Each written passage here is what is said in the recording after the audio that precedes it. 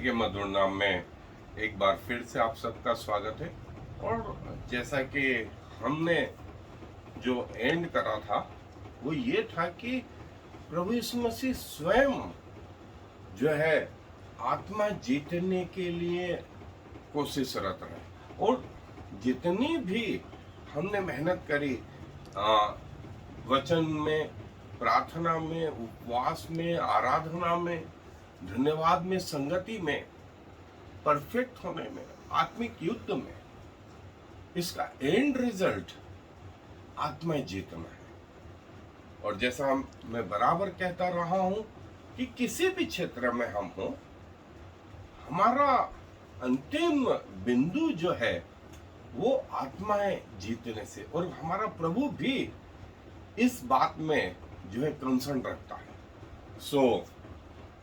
जब स्वयं प्रभु यीशु मसीह इस पृथ्वी पर थे तो सामरी स्त्री के लिए जो है उन्होंने अपने मार्ग बदल दिए, जक्कई के लिए अपने मार्ग बदल दिए, निकोदेमुस के लिए अपने मार्ग बदल दिए, और बहुत सारी शिक्षाएं चेलों को भी दी। और उसमें से एक महत्वपूर्ण आयत है जो लूका रचित सुसमाचार उसके 15वें अध्याय और उसकी आयत नंबर 10 में पाई जाती है, जो मैं आपके लिए पढ़ रहा हूं। लूका रचित सुसमाचार 15वां अध्याय आयत नंबर 10।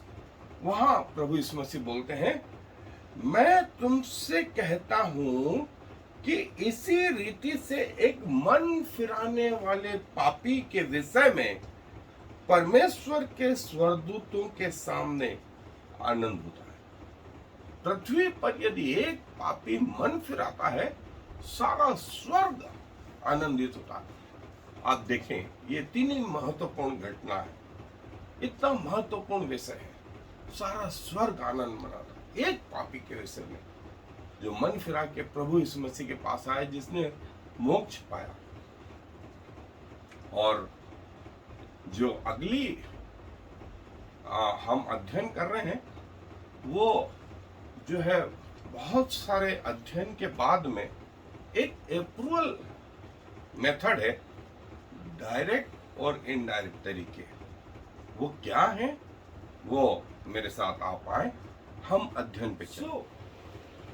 आत्माओं को जीतना ये हमारा एंड पॉइंट जो है आत्मिक जीवन का, कि जब हम इस पृथ्वी पर से कूच करें, हमारी मृत्यु हो, तो हम परमेश्वर के सामने इस बात का जवाब दे सकें कि प्रभु, तूने मुझे पृथ्वी पर इतने साल रखा और जो तोड़ा दिया था उस तोड़े से मैंने इतने तोड़े और कमाए। और आप किसी भी क्षेत्र में हो, किसी भी क्षेत्र में आप बोले कि ये पास्टर का काम है या ये सेवकों का काम है, मैं बोलूंगा नहीं, ये हम सब का जो उद्धार पाए में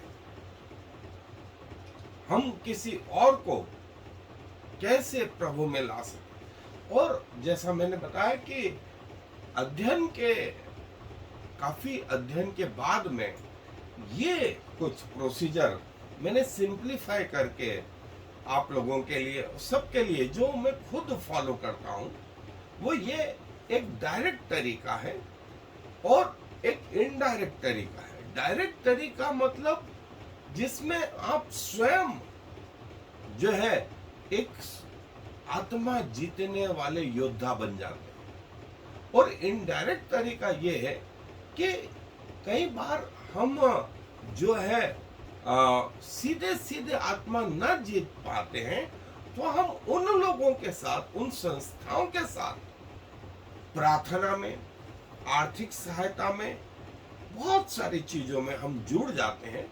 और ये इनडायरेक्ट तरीका है, ये इनडायरेक्ट तरीका है। और आत्माएं जीतना न सिर्फ एक व्यक्तिगत जिम्मेवारी है, लेकिन ये टीम वर्क के रूपों में भी काम करता है। इसमें जैसा पौलुस जो था, तो कलीसियाएं उसकी सहायता करती थी। कोई उसको अपने घर में ठहराता था, कोई उसके लिए खाना बनाता था, कोई उसके लिए जो है पैसे इकट्ठा करता था और वे पौलुस की सहायता करते थे। प्रभु यीशु मसीह जैसे जो है लाजर और उनकी बहनें प्रभु यीशु मसीह की सहायता करती थी। इस रीति से ये इनडायरेक्ट तरीका है, ये इनडायरेक्ट तरीका है। सो एक एक करके हम डायरेक्ट तरीके और इनडायरेक्ट तरीके पर जो है ध्यान देंगे। और जो डायरेक्ट तरीका है उसमें ये वो सारे पॉइंट हैं, जैसे प्रार्थना, प्लानिंग, रिमूव स्टोन्स, हेजेस या बाढ़, preaching, fertilizer, fasting, praise, thanksgiving, fellowship, witness और अदर्स।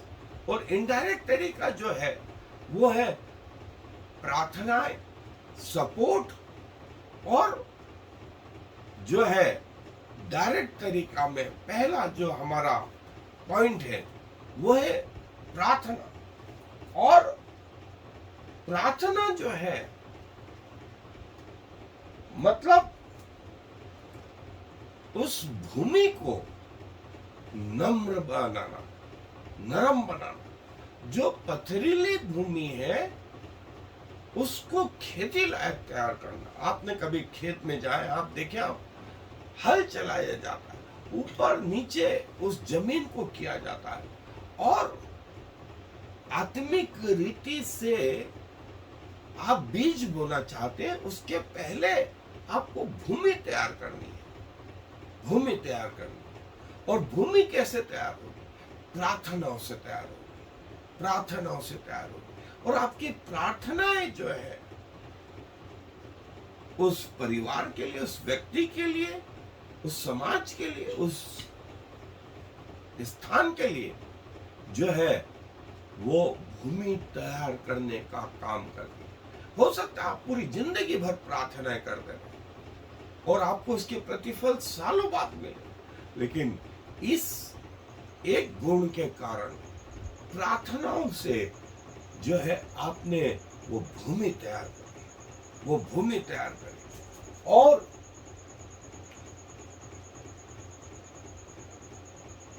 हम जो है आत्माएं जीतना चाहते हैं। और प्रभु यीशु मसीह को भी हम आगे देखेंगे, स्वयं प्रभु यीशु मसीह बोलते हैं फल लाएं।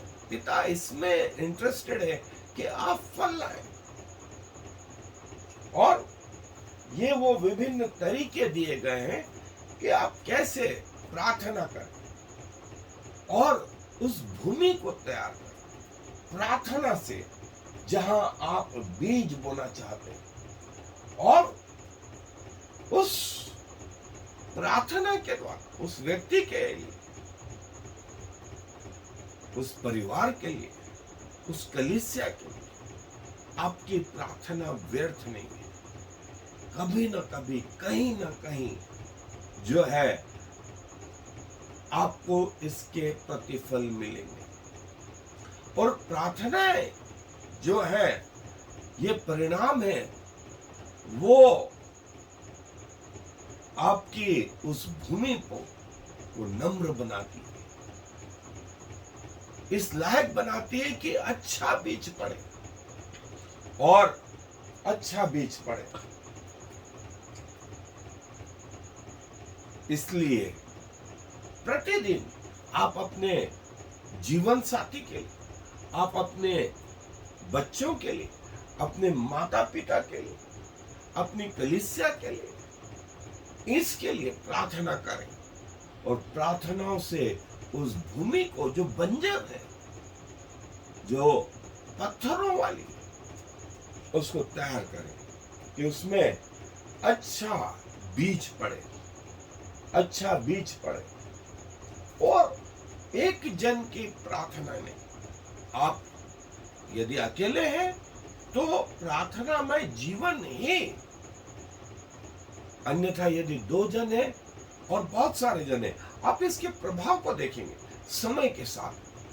समय के साथ जो है प्रार्थनाएं करें उन खोए हुओं के लिए, खोए हुओं के लिए। कि प्रभु उस आत्मा को मुझे दे, उन आत्माओं को मुझे दे।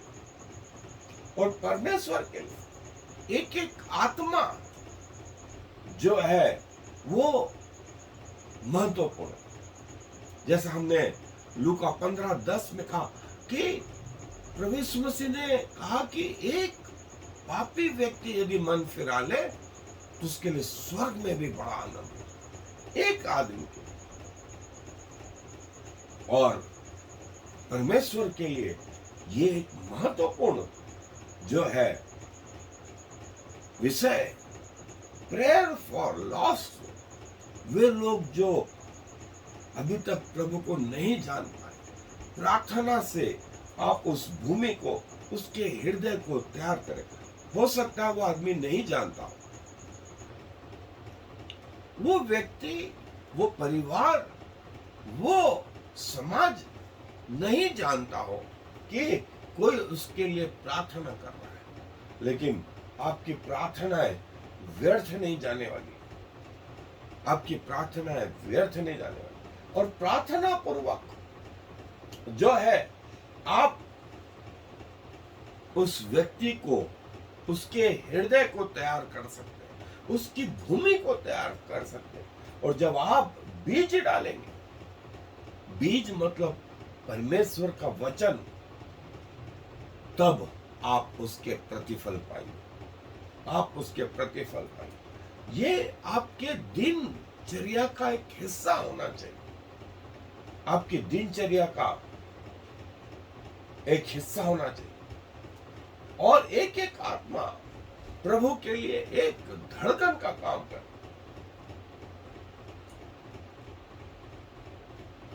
परमेश्वर का पुत्र जो है खोए हुओं को ढूंढने और उनका उद्धार करने आया। और आपकी प्रार्थनाएं इतना महत्वपूर्ण रोल अदा करती है। प्रार्थनाओं के बाद दूसरा पॉइंट था प्लानिंग। प्लानिंग,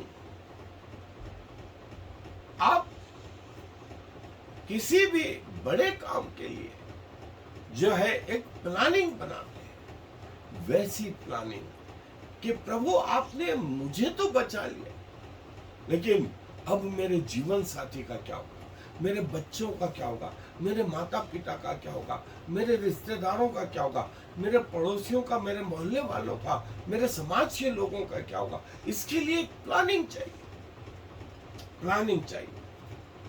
और जब आप वो प्लानिंग करने लगते हैं, जैसे स्वयं प्रभु यीशु मसीह ने प्लानिंग करी।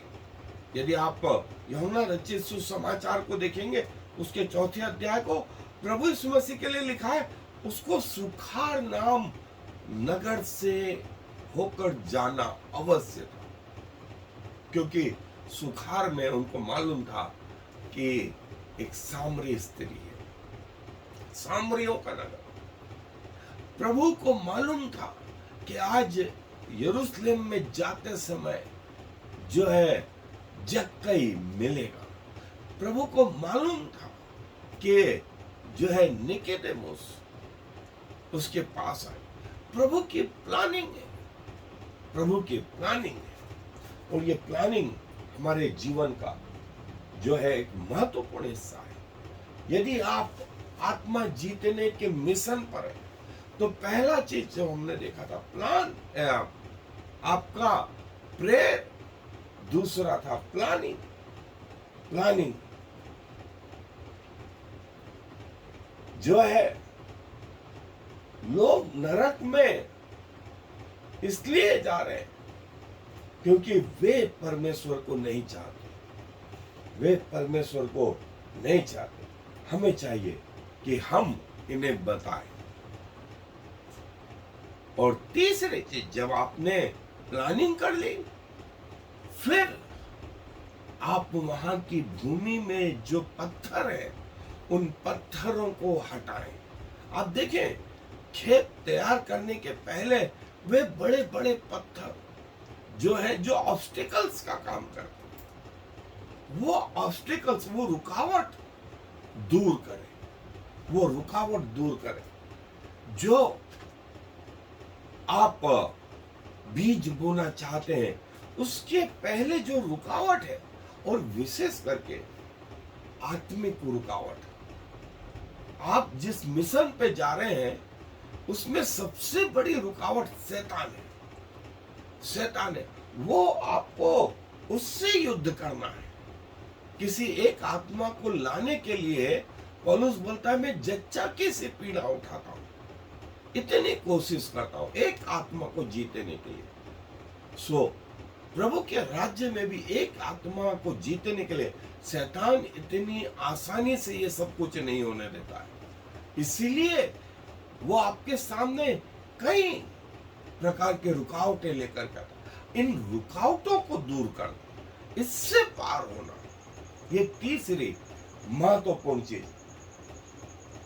और जो है आपके जीवन में बहुत सारे लोग संपर्क में आते हैं, लेकिन सब लोग चंगे नहीं होते। प्रभु यीशु मसीह को बहुत लोग छू रहे थे, लेकिन चंगा वो स्त्री हुई। उसके पीछे जो कारण था वो था वो विमोहन। सो जक्कई के रास्ते में वो भीड़ आ रही थी, उसने वो रुकावट को दूर किया इस तरीके से कि वो भीड़ से अलग होकर के गुलर के पेड़ पे चढ़ गया। वो रुकावट जो थी उसके सामने वो भीड़ थी, इस स्त्री के सामने भी बहुत बड़ी भीड़ थी। इसने उन सबको दूर किया और प्रभु के पास चली। ये वो रुकावटें हैं, ये रुकावटें जो आपको दूर करना होगी और सही डायरेक्शन पकड़ना होगी। सही डायरेक्शन पकड़ना होगी। कई बार आपको समझ में नहीं आता कौन से डायरेक्शन में जाएं, इस तरफ जाएं, इस तरफ जाएं।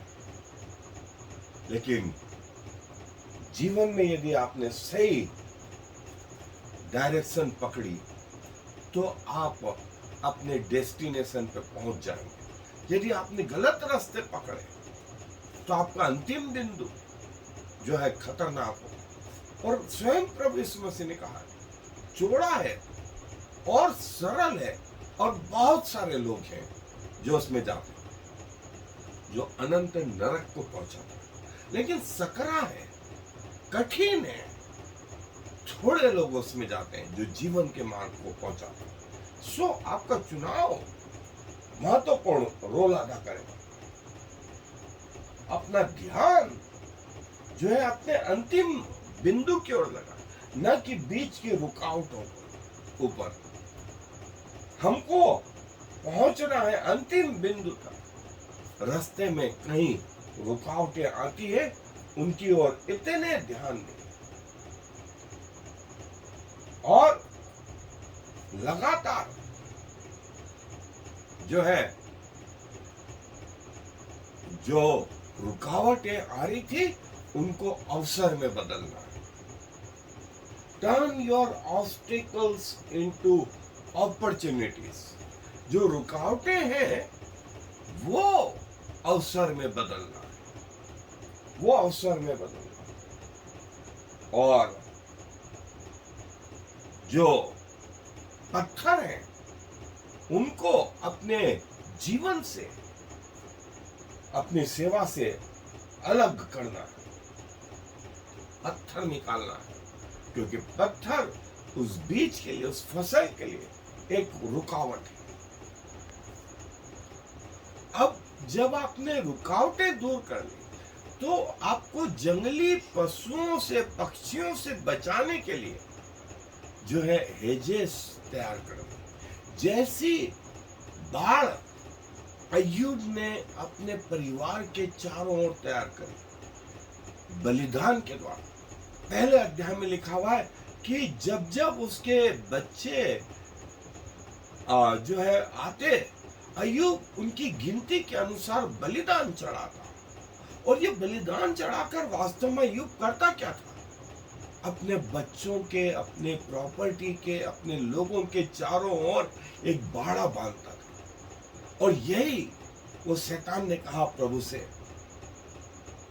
कि तूने तो उसके बच्चों के चारों ओर, उसके प्रॉपर्टी के चारों ओर सब तरफ तो बाड़ा बांध दिया, मैं उसको कैसे छू? परमेश्वर ने कहा, मैं तुझे आज्ञा देता हूं, जा उसे छू, लेकिन उसका प्राण मत लेना।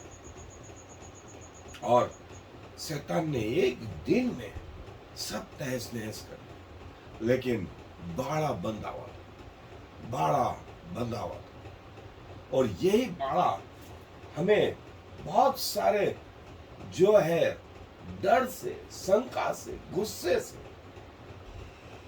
जो है फ्रस्ट्रेशन से बचाता है। और परमेश्वर का बाड़ा जो है शैतान को हमसे दूर रखता है। और ये बाड़ा जैसा अय्यूब ने बांधा था, वैसा हमें ये बाड़ा बांधना है। ये बाड़ा रहेगा तो शत्रु और जंगली जानवरों से फसल की रक्षा होगी, फसल की रक्षा होगी। God hedges of protection. So परमेश्वर के बाड़े को तैयार करें अपने चारों, अपनी सेवा के चारों, अपने बच्चों के, अपने जीवन साथी के चारों।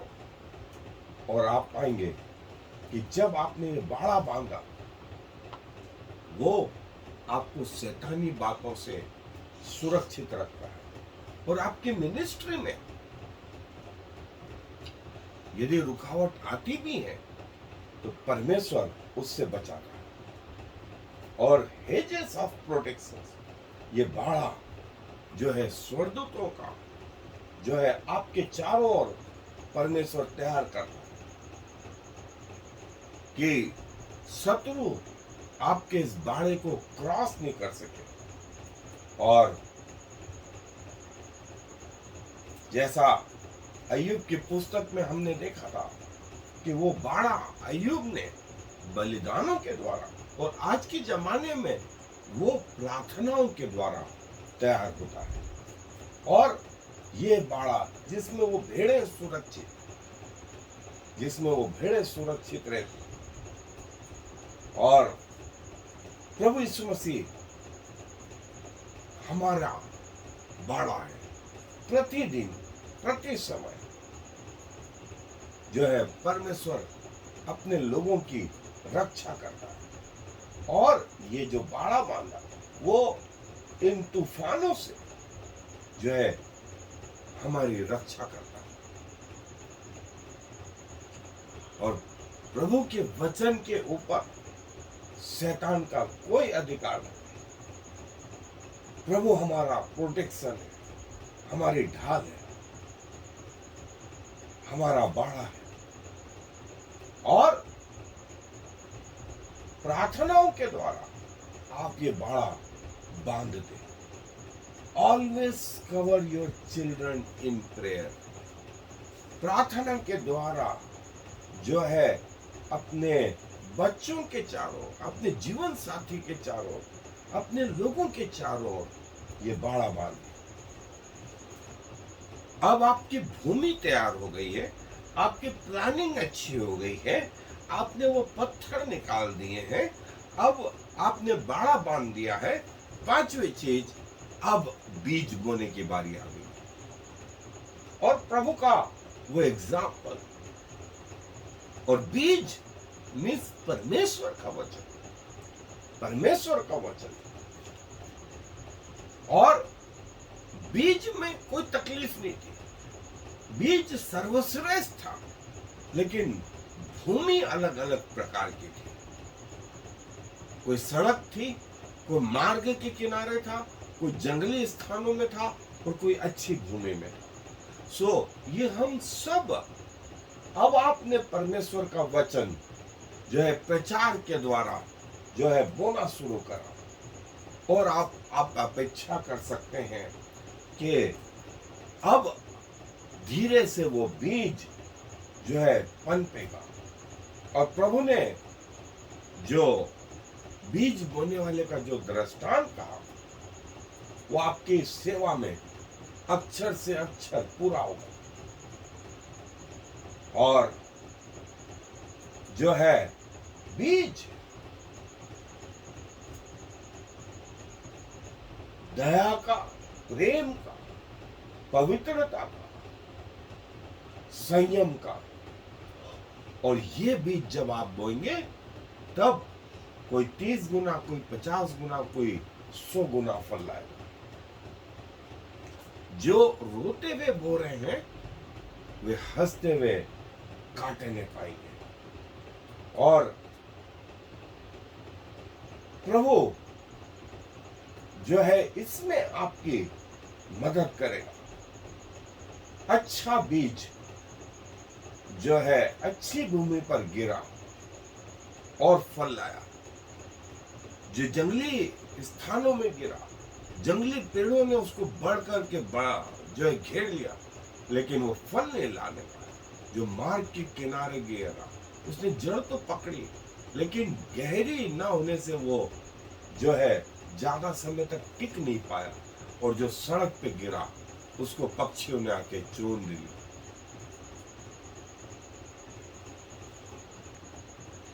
अब फर्टिलाइजर या वो जो पौधे की ग्रोथ करती है। जब चेले लोगों ने प्रचार किया पेंटिकोस के दिन, उसके बाद 3000 लोग बदल गए, फिर 5000 लोग बदले, और वे लिखा है वे प्रेरितों से संगति रखने, शिक्षा पाने, रोटी तोड़ने और प्रार्थना में लवलीन रहे। ये वो फर्टिलाइजर था जो आत्मिक जीवन में काम कर रहा था, और उससे आत्मिक ग्रोथ हो रही थी। वे 4 चीज कर रहे थे। वे संगति रख रहे थे, और संगति मतलब यदि किसी चूल्हे को जलाना है तो बहुत सारी लकड़ियां डालनी होती है, लेकिन यदि उस आग को बुझाना होता है तो उन लकड़ियों को अलग अलग कर दो, सब बुझ जाएंगे। ये थी वो संगति। फिर जो है शिक्षा पाने, उनको नहीं मालूम था जैसे ऑपरेशन के बाद में क्या खाएं क्या न खाएं, डू एंड डोंट्स, ये वो शिक्षा थी। रोटी तोड़ने में, प्रभु की जो है मेज में शामिल होते थे, पवित्रता के साथ में प्रभु की घोषणा करते थे, अपने आप में गवाही रखते थे। और चौथी चीज प्रार्थना में लॉलिन रहते। ये स्पिरिचुअल फर्टिलाइजर का काम करते। एक छोटा सा पौधा धीरे धीरे करके एक बड़ा पेड़ हो जाता है, लेकिन इसकी शुरुआत छोटे से पेड़ से हुई। सो प्रार्थना करने में, आराधना करने में, वचन की शिक्षा में, सेवा करने में, जुड़ने में, दान देने में, वे सब तरफ आगे रहे। और जो है इस रीति से परमेश्वर के परिवार में यदि आप जुड़ गए हैं तो फर्टिलाइजर का काम करें, और ये आपकी आत्मिक ग्रोथ है। एक आत्मिक बच्चे के रूप में, फिर एक छोटे से बालक के रूप में, फिर जवान के रूप में, फिर माता पिता के रूप में, और फिर दादा दादी के रूप में। ये आत्मिक ग्रोथ और ये फर्टिलाइजर हमारे जीवन में धीरे धीरे करके आगे बढ़ते जाते हैं, और हमें इस स्तर तक पहुंचा देते हैं कि आपके कटोरे उमड़ने लगे, और जैसा आपको संभाला गया आप दूसरों को संभालें। जब आप यहां पहुंच जाए, आप पीछे वालों को जो है ऊपर खींचते रहें। और ये प्रभु बताता है कि जब आप प्रभु में आए तो आगे आपका जीवन कैसा बढ़ता रहा। और फर्टिलाइजर के रूप में ये बातें जो है काम करती रही और आप स्पिरिचुअल मैच्योरिटी की ओर धीरे धीरे करके बढ़ते जाते शुरुआत इससे हुई, लेकिन जो है अंत वहां तक पहुंचा।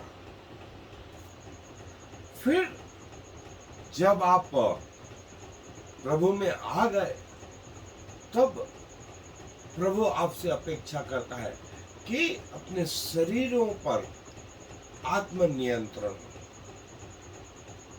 जैसा पौलुस बोलता है, मैं अपने शरीर को मारता कूटता और वश में रखता हूं, कहीं ऐसा ना हो कि दूसरों को प्रचार करो और खुद अयोग्य प्रमाणित हो। सो आपकी हर ज्ञानेंद्रियों पर आपका कंट्रोल हो, आपकी आंख, आपके नाक, आपके मुंह, आपकी जबान, आपका शरीर, आपके मन की इच्छाएं, इन सब पर।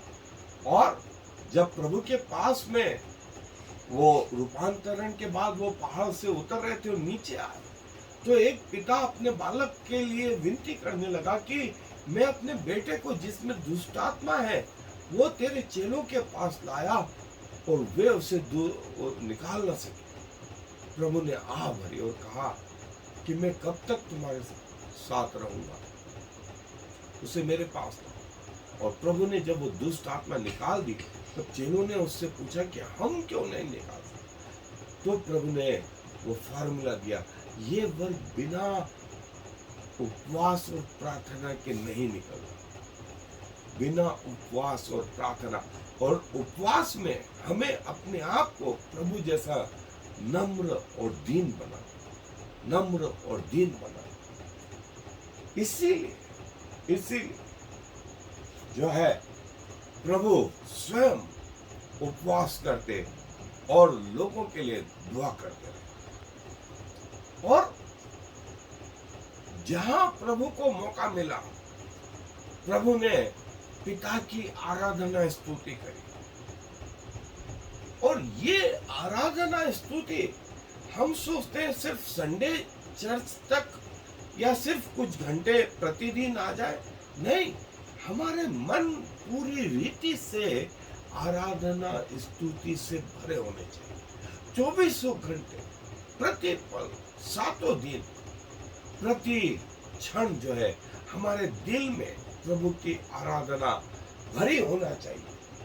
और आप इसके प्रभाव पाएंगे, आप इसके प्रभाव को देखेंगे कि उस स्तुति आराधना में जो है प्रभु आपकी आराधनाओं को ग्रहण करने लगे, प्रभु आपकी आराधनाओं को ग्रहण करने लगे। Praise God, worship God, seek God, thank God. और प्रभु की आराधना में अब पवित्र आत्मा हमारे अंदर रहता है, हमारे अंदर से प्रति पल ये आराधना निकलती रहनी चाहिए। धन्यवाद हमारे जीवन से निकलते रहना चाहिए। और आप इसके प्रभाव को पाएंगे कि आपका जीवन जो है एक आशीषमय जीवन हो गया है, आशीषमय जीवन हो गया। और आपके द्वारा बहुत सारे लोग प्रभु को जानने पाए और विटनेस या गवाही, और हम इसको डिटेल में देख चुके हैं। लेकिन आपकी गवाही आपके बोलने से, आपके चलने से, आपके उठने बैठने से, आपके व्यवहार से, और विशेष करके जब आपका पोजीशन होता है विपरीत परिस्थितियों में, तब आपका व्यवहार कैसा होता है, ये आपकी गवाही है। ये आपकी गवाही है जो लोगों के बीच में जो है विजयी जीवन पहुंचाती है और शैतान पर आपको जय प्राप्त करवाती है। और जरूरी नहीं कि ये जो मैंने बताया ये एक शोधित जगह है, लेकिन बहुत सारी चीजें ऐसी हैं जो नहीं है। जैसे प्रभु का एक दास था जो जहाज पे काम करता था, उसका काम ये था कि रोज रात में जो बोतलें उस शराब घर में निकलती हैं, उनको बटोरना और सुबह उनको समुद्र में फेंक देना। सो ये व्यक्ति जो है उन बोतलों को साफ करता और उसमें प्रभु का वचन जो है डालता और उसके कॉर्क लगा करके उनको फिर समुद्र में फेंकता और वे बोतलें तैरती रहती। आपको भरोसा नहीं होगा, सिर्फ इस बोतल मिनिस्ट्री के द्वारा कम से कम 2000 आत्माएं उसने जीती। एक जो है लेडी जो लकवे से पीड़ित थी, पैरालिसिस थी, उसकी सर्वेंट आती, रोज उसको नहलाती धुलाती और उसको खिड़की के पास बिठा देती। ये स्त्री रोज बाइबल के आयतों को लिखती, नए नए पेज बुलवाती और उनको उन पे आयत लिख के उनको गुड़ी मुड़ी करके अपनी खिड़की से फेंक देती। और नीचे लोग गुजरते, वो देखते, अरे नया पेपर है, किसने ऐसा कर दिया। और जब उसको खोलते तो वही वचन कई बार हुआ जिसकी उनको जरूरत थी। ऐसा करके उसने कई आत्माओं को जीता। ये तो मैंने आपको एक उदाहरण दिया, लेकिन कई और भी ऐसे तरीके, कई और भी तरीके। और जैसे इनडायरेक्ट वे आप नहीं जा सकते, तो कम से कम आप प्रार्थनाएं कर सकते, प्रार्थनाएं कर सकते, आप सपोर्ट कर सकते पैसों के द्वारा, अपने कामों के द्वारा, रहने के द्वारा, किसी को ठहराने के द्वारा। और आत्मा जीतना कई बार टीम वर्क है, आप उसमें सहायक हो सकते। तो प्रभु अपने वचन पर आशीष दे। आज दुआ। प्रभु जी धन्यवाद देते हैं कि जब आप पृथ्वी के जीवन में थे, आप एक एक आत्माओं के प्रति संवेदनशील थे और आप चाहते थे कि लोग जो हैं परमेश्वर के राज्य में प्रवेश करें। इसीलिए आपने कहा, यदि एक पापी मन फिरा करके परमेश्वर के राज्य में आता है तो सारे स्वर्गदूत उसके लिए आनंद मनाते हैं। प्रभु, हमारे जीवन का अंतिम बिंदु कि वहां पर जब हम इस जीवन यात्रा को पूरी करें तो आपके सामने कह सकें, प्रभु आपने मुझे पृथ्वी पर ये वरदान दिया था, मैं इसके द्वारा ये कम से कम एक आत्मा को आपके पास ला पाया। प्रभु आप हमारी सहायता करें, हमारी मदद करें, हमारे जीवन का उपयोग करें प्रभु, और अंतिम बिंदु तक प्रभु हम आपके प्रति वफादार रहें और कहीं एक आत्माओं के लिए आशीष का कारण बने। धन्यवाद प्रभु आपके सुंदर वचन के। सारा आदर आपको देते हुए इस विनती को प्रभु यीशु मसीह के नाम से मांगो, आमीन। I am the Lord. There is no other God. I have prepared you even though you do not know me, so all the world from east to west will know there is no other God. I am the Lord, and there is no other.